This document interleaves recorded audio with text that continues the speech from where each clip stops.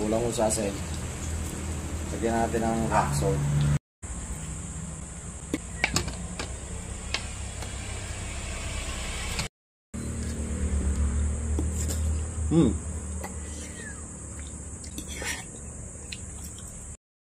Yan, at dahil sulak,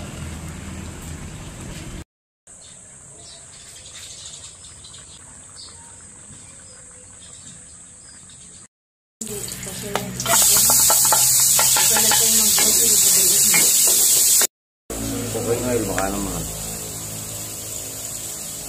Yan, dagdagan natin ng mantika dito. Brown na ho.